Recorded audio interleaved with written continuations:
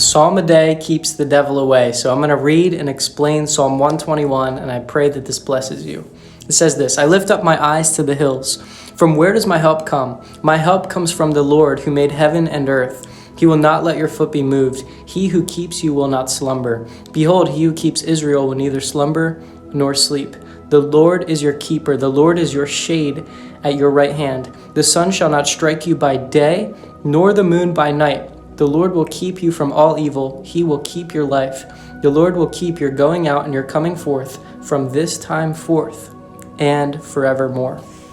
First thing David says, he's lifting up his eyes. What's amazing is oftentimes we have our head in the sand. We're looking down at our circumstances, but David's saying, no, I'm lifting my eyes to the hills. I'm lifting my perspective up. I'm lifting my gaze to the heavens. And what's amazing in John 17, verse 1, it says that Jesus lifted up his eyes and prayed. And he said, Father, and he prayed this beautiful prayer. I want you to read it on your own time in John 17. But it's awesome that in the Bible, people, they prayed and they lifted up their eyes oftentimes. There's different scriptures that talk about this, and oftentimes we think we should pray, we should close our eyes and bow our heads.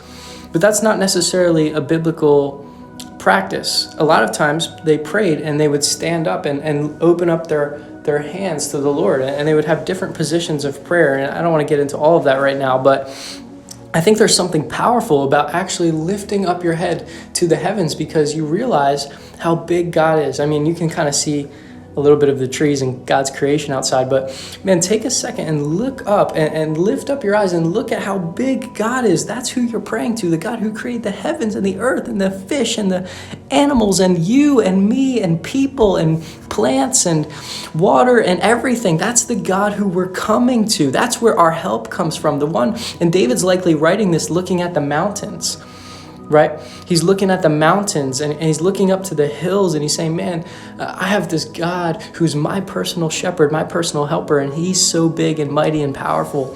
Man, I hope that encourages you, because this same God, he wants to be intimately involved with your life and help you.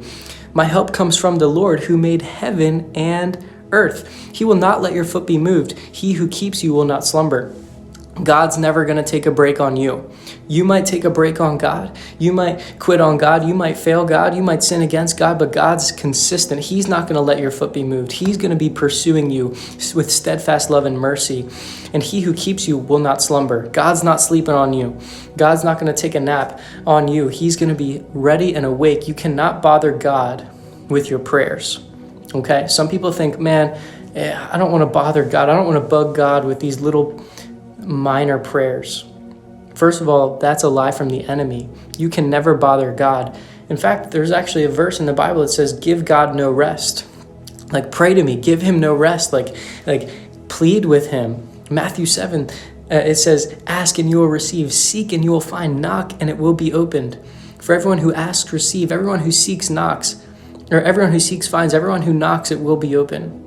So the Bible, Jesus actually in Matthew 7 tells us, no, continue to persist in prayer with me, because I'm not going to slumber. I'm going to be there. And then it says, the Lord is your keeper.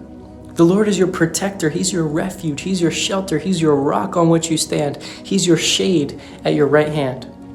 Right, in the heat of the day, when you're feeling exhausted, when you just need some shade, God is there to bring you to green pastures and still waters and give you rest. The sun's not going to strike you by day, nor the moon by night. This language is very similar to Psalm 91. It says that, it says basically the same thing. You can read Psalm 91, you'll find it in there. But it talks about how you're not going to fear the nighttime or the dark time. Basically, it's saying there's no time of the day you're going to fear, even in the heat of the sun or the darkness of the night. Even on the brightest days or the darkest days, God's going to be there for you. The Lord will keep you from all evil. Okay, here's what this does not mean. This does not mean you'll never experience evil happening in your life. This does not mean you're not going to go through trials, tribulations, sickness, pain, hurt, heartache, heartbreak. That's not what this verse means, that it says the Lord will keep you from all evil. It means the Lord is going to preserve you. He's going to preserve you through that evil. He's going to walk with you even though you go through the valley of the shadow of death. And ultimately in heaven, there will be no evil. So this verse is fulfilled in heaven, where he will actually keep us from all evil. There will be no more sin. But while we're on earth because of sin, we will experience evil, but we have the God who can deliver us out of that evil and protect us through it. He will keep your life. The Lord will keep your going out and your coming in from this time forth and forevermore. When you go in, when you come out, Psalm 139 says that the Lord knows when you come in and when you go out. He's acquainted with all your ways. He knows your thoughts from afar. And it says that God's going to keep you. He's going to protect you. He's going to shelter you from this time forth and forevermore. From now until forever, God's going to walk with you. This psalm is amazing. It's encouraging. I encourage you to read it again on your own time. And there's many insights that you can find in this psalm.